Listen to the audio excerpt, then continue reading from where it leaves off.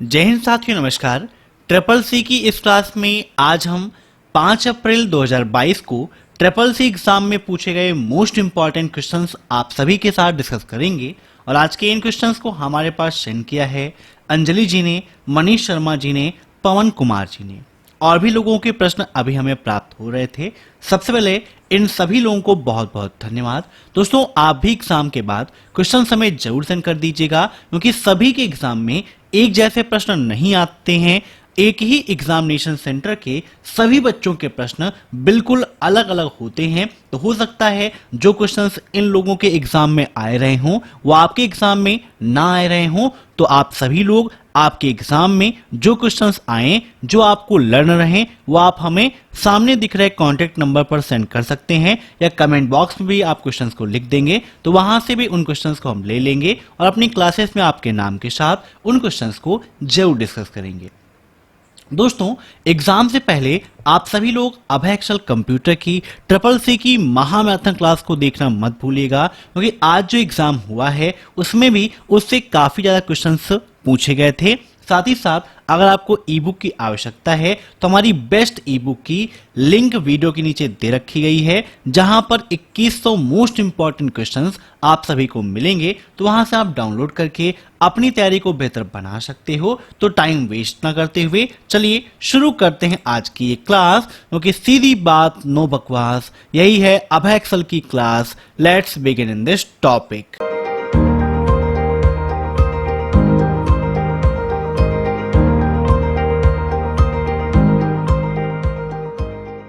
पहला प्रश्न है, रूट फाइल सिस्टम की सामग्री इसके लिए जिम्मेदार है। मीन्स रूट फाइल सिस्टम की जो सामग्री है, जो उसका कंटेंट है, वो निम्न में से किसके लिए जिम्मेदार है? Change the system, shut down the system, restart the system या बूट द सिस्टम। इन सभी क्वेश्चंस को आप सभी लोग मॉक टेस्ट के रूप में लेते रहिए और कमेंट बॉक्स में आंसर्स देते रहिए। वीडियो के लास्ट में आप जरूर बताइएगा कि आपके कितने क्वेश्चन सही हुए हैं। तो बताइए, the contents of root file system is responsible to.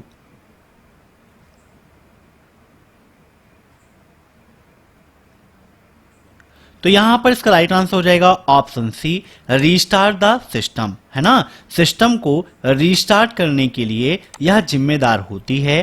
अब नेक्स्ट, सेल से जुड़े व्याख्यात्मक पाठ का वर्णन कौन सा शब्द करता है? मीन्स कोई भी सेल है, सेल से संबंधित जो उसका एक्सप्लेनात्मक लेशन है ना, जो कंटेंट है, जो डिस्क्राइब करने का काम करेगा उस सेल से संबंधित, उसे हम क्या कहेंगे?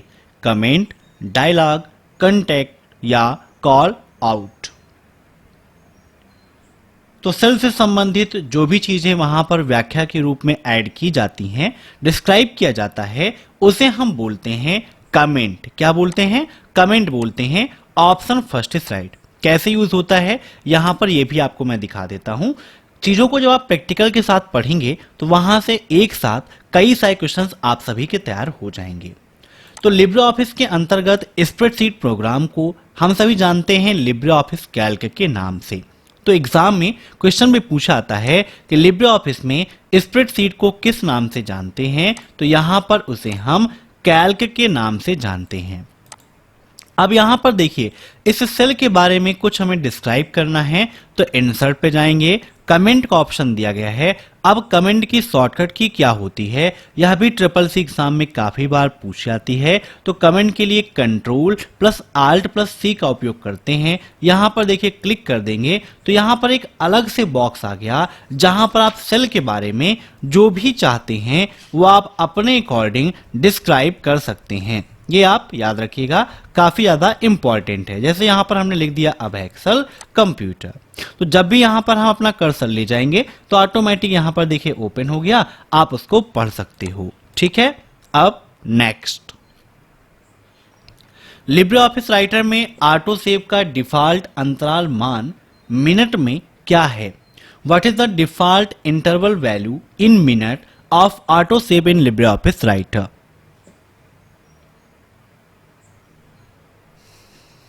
तो यहां पर इसका राइट आंसर हो जाएगा ऑप्शन सी, 10 मिनट का ब्रेक होता है, मीन्स 10 मिनट का अंतराल होता है। अब नेक्स्ट, क्यूआर कोड में अक्सर डॉट डॉट डॉट के लिए डेटा नहीं होता है जो किसी वेबसाइट या एप्लीकेशन को इंगित करता है, पर्सन, ट्रैकर, आइडेंटिफायर या लोकेटर। तो यहां पर इसका राइट आंसर हो जाएगा ऑप्शन फर्स्ट। क्यूआर कोड में अक्सर किसी भी पर्सन अर्थात व्यक्ति के लिए डेटा नहीं होता है। क्यूआर का फुल फॉर्म भी एग्जाम में पूछा जाता है, तो क्यूआर का फुल फॉर्म होता है क्विक रिस्पॉन्स कोड। क्या होता है? Quick response code. याद रखिएगा, काफी ज्यादा इंपॉर्टेंट है। क्यूआर कोड कब डेवलप हुआ? तो 1994 में क्यूआर कोड डेवलप हुआ। अब नेक्स्ट, रैम को कंप्यूटर के प्रोसेसर के किस रूप में माना जा सकता है? Operating system, planning room, waiting room या factory. RAM can be treated as the for the computer processor. अब ट्रिपल सी एग्जाम में रैम का फुल फॉर्म भी पूछा जाता है। कमेंट बॉक्स में कमेंट करके बताइए क्या होगा इसका राइट आंसर और रैम का फुल फॉर्म क्या है। तो रैम का फुल फॉर्म होता है रैंडम एक्सेस मेमोरी। क्या होता है? Random access memory. मेमोरी आप देखते हैं ना, दो प्रकार की होती हैं, प्राइमरी और सेकेंडरी।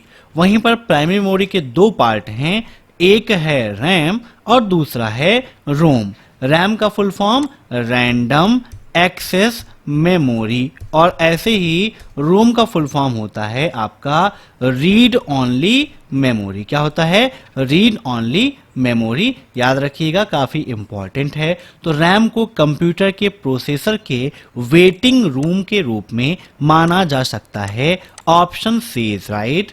अब नेक्स्ट, एकल टिकट का उपयोग करके अधिकतम 6 यात्री यात्रा कर सकते हैं। Maximum 6 passenger can travel using single e ticket.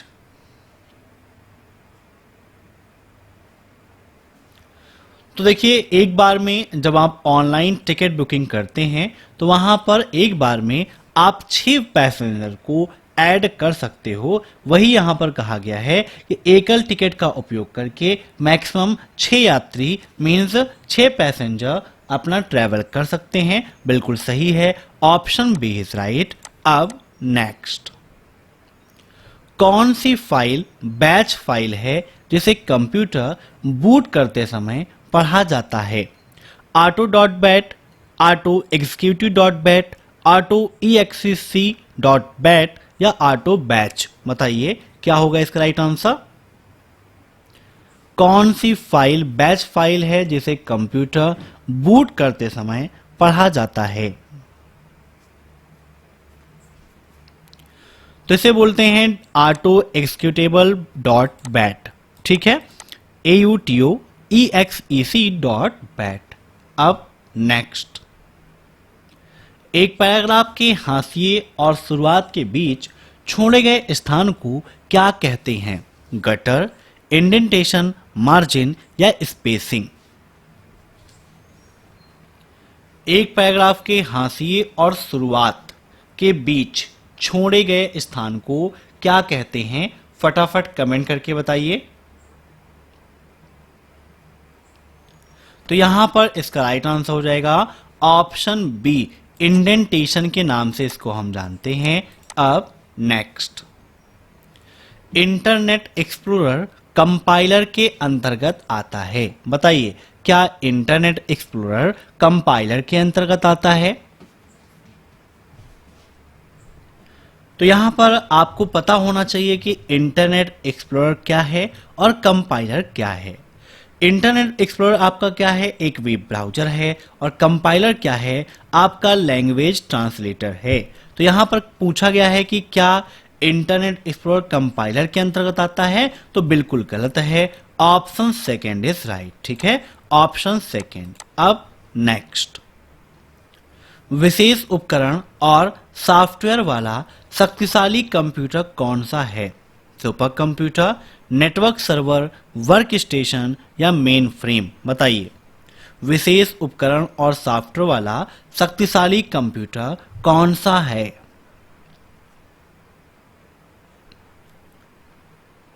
तो इसका राइट आंसर हो जाएगा ऑप्शन सेकेंड, नेटवर्क सर्वर। ठीक है ना। अब नेक्स्ट, क्या विंडोज ऑपरेटिंग सिस्टम में वेबकैम कार्य करता है? अभी हाल ही में ये क्वेश्चन मैंने आपको पढ़ाया था और एग्जाम में पूछा गया था। तो विंडोज ऑपरेटिंग सिस्टम में वेबकैम कार्य करता है, बिल्कुल सही है। काफी सुलभता आपको वहां पर मिलती है। Option first is right. ठीक है, ऑप्शन फर्स्ट इसका राइट। अब नेक्स्ट, डॉस में फाइल नाम की अधिकतम लंबाई, मीन्स डॉस में कोई भी फाइल अगर आप बना रहे हैं तो उस फाइल का नाम जो है वो मैक्सिमम कितने कैरेक्टर का हो सकता है? तो बताइए क्या होगा इसका right answer? 8, 16, 4, 6।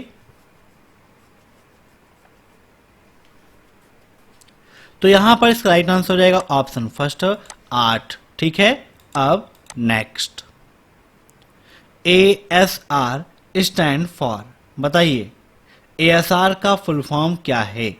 Automatic speech recognization, automatic spell recognization, active speech recognization, या इनमें से कोई नहीं? तो ASR का फुल फॉर्म होता है automatic speech recognition. Option first is right. अब नेक्स्ट, लिब्रियोफिस कैल्क स्प्रेडशीट पर सक्रिय सेल किसके द्वारा इंगित किया जाता है?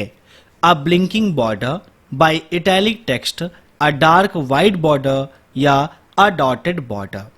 मीन्स लिब्रियोफिस कैल्क स्प्रेडशीट में जब कोई भी सेल हमारा एक्टिवेट है, कोई सेल एक्टिव है जहां पर हम कार्य कर रहे हैं, तो वह निम्न में से किसके द्वारा रिप्रेजेंट होता है? बताइए क्या होगा इसका राइट आंसर?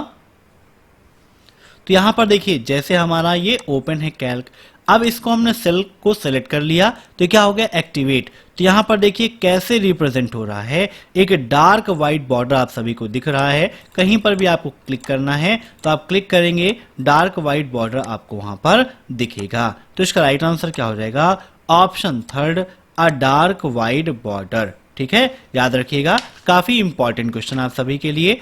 अब इसके बाद देखते हैं हम नेक्स्ट क्वेश्चन को।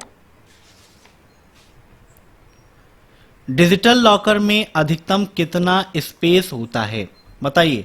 डिजिटल लॉकर आप में से बहुत सारे लोग उपयोग भी करते होंगे, तो बताइए डिजी लॉकर या डिजिटल लॉकर में अधिकतम कितना स्पेस होता है? तो यहां पर इसका राइट आंसर हो जाएगा ऑप्शन थर्ड, 1 GB का स्पेस डिजिटल लॉकर के अंतर्गत प्राप्त होता है। अब next, auto content wizard in representation is, means presentation में ऑटो कंटेंट विजार्ड का क्या काम है या फिर क्या होता है? The way to fill the content automatically, किसी भी कंटेंट को ऑटोमेटिक रूप से या ऑटोमेटिकली भरने के लिए, फिल करने के लिए।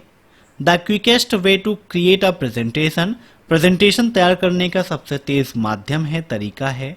The quickest way to play the slide show, slide show चलाने का सबसे तेज तरीका है। और लास्ट है the way to create slide transition automatically, स्वचालित रूप से स्लाइड ट्रांजिशन बनाने का एक तरीका।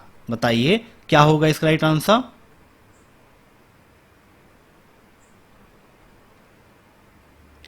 तो यहां पर इसका राइट आंसर हो जाएगा option B, the quickest way to create a presentation, presentation तैयार करने का सबसे तेज माध्यम होता है ऑटो कंटेंट विजार्ड। याद रखिएगा, काफी इंपॉर्टेंट क्वेश्चन है।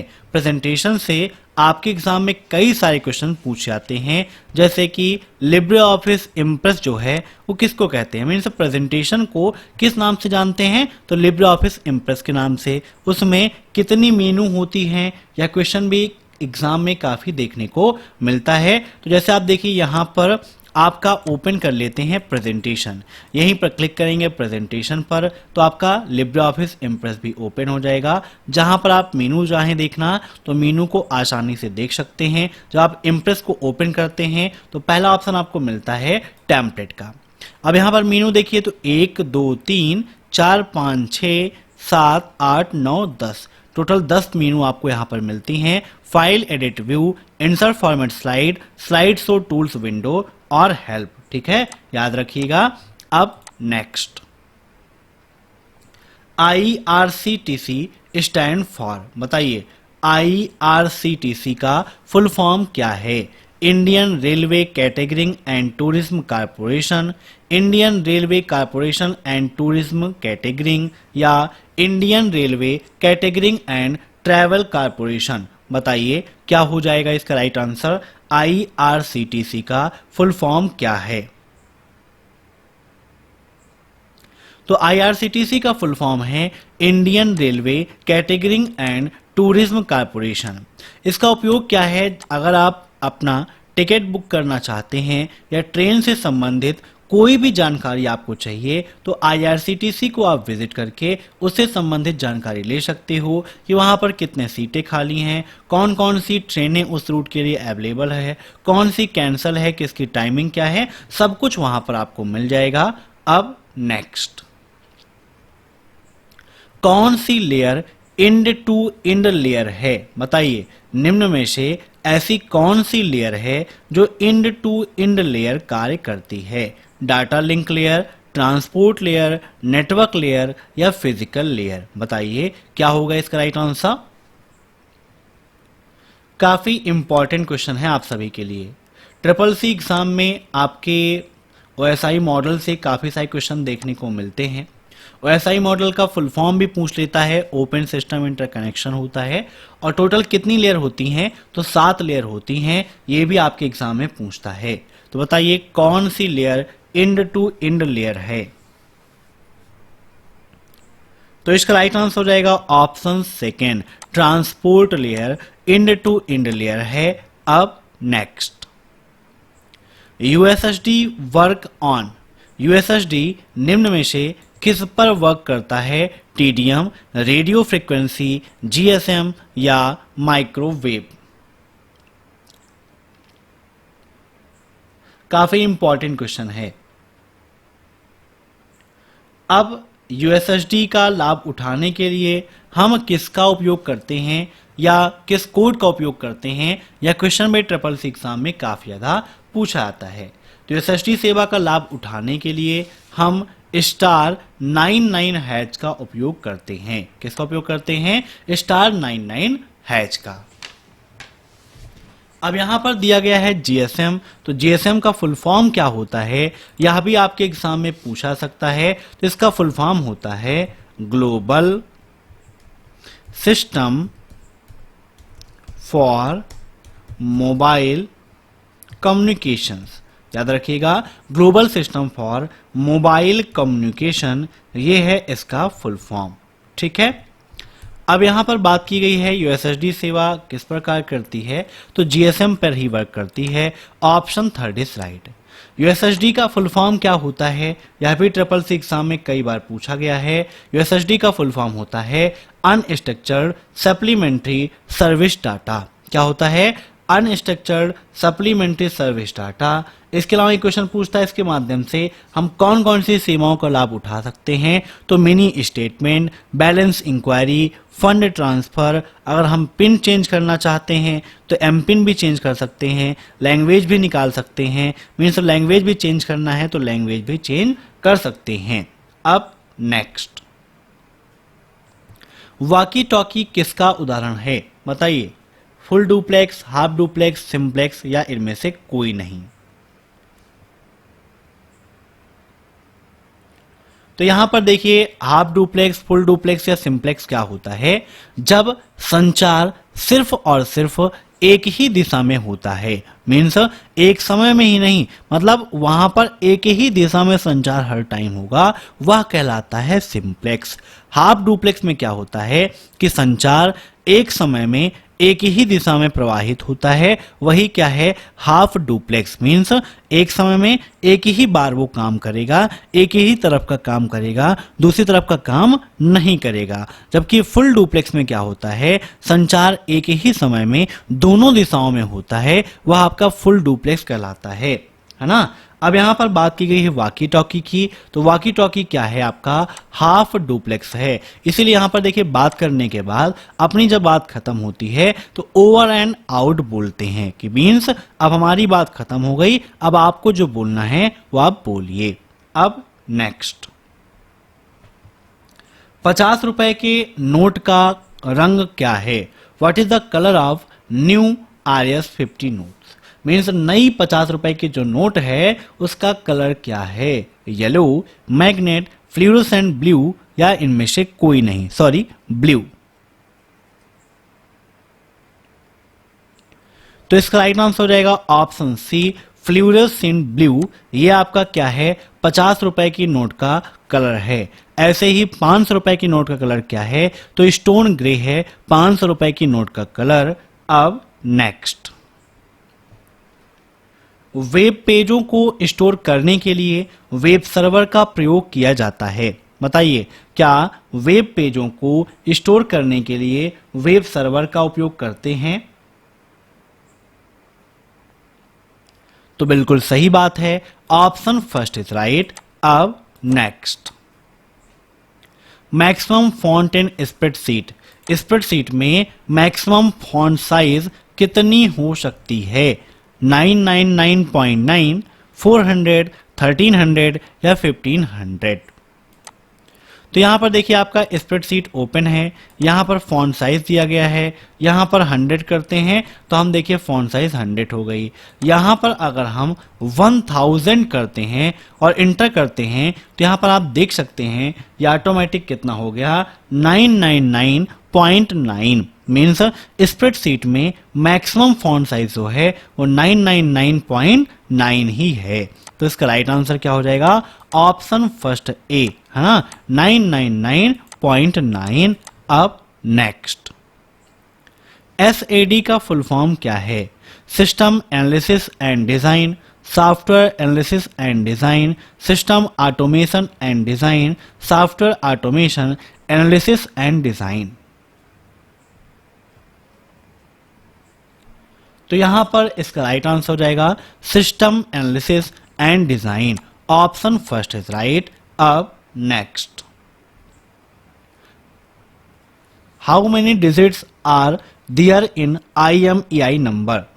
IMEI नंबर में कितने अंक होते हैं? 12, 15, 8 या फिर 10? IMEI नंबर हम कैसे देख सकते हैं, कैसे पता लगा सकते हैं? यह प्रश्न एग्जाम में काफी पूछा जाता है। या IMEI नंबर कितने डिजिट का होता है, इसके द्वारा क्या होता है, यह सब भी पूछता है। तो एक क्वेश्चन ये पूछ लेता है इससे संबंधित कि गुम हुए मोबाइल की खोजबीन करने के लिए किसका उपयोग करते हैं? तो IMEI नंबर का उपयोग करते हैं। और यह कितने डिजिट का होता है? तो टोटल आपका कितने डिजिट का होता है? 15 डिजिट का होता है ना, आपका 15 अंकों का होता है IMEI नंबर। कभी कभी IMEI नंबर का जो फुल फॉर्म है वो भी पूछ लेता है कि IMEI का फुल फॉर्म क्या होता है। तो फटाफट आप सभी लोग बताइए। तो इसका फुल फॉर्म होता है इंटरनेशनल मोबाइल इक्विपमेंट आइडेंटिटी। क्या होता है? इंटरनेशनल मोबाइल इक्विपमेंट आइडेंटिटी, जिसका उपयोग गुम हुए मोबाइल की खोजबीन करने के लिए करते हैं। और राइट आंसर यहां पर इसका क्या हो जाएगा? Option second 15। तो ये थे आज के मोस्ट इंपॉर्टेंट क्वेश्चंस। कल जिनका भी SSC का एग्जाम है वो मॉर्निंग में 7:30 बजे SSC की क्लास अटेंड करके ही एग्जाम देने जाएंगे। और एग्जाम के बाद क्वेश्चंस आप हमें जरूर सेंड करिएगा। अगर वीडियो पसंद आया हो तो लाइक कर दीजिए, शेयर कर दीजिए, और चैनल पर नए हैं तो कमेंट भी करिएगा। और चैनल से जुड़ने के लिए सब्सक्राइब करके बेल आइकन को प्रेस कर लीजिए। Thanks for watching my video. फिर मिलते हैं नेक्स्ट क्लास में, तब तक के लिए बाय बाय।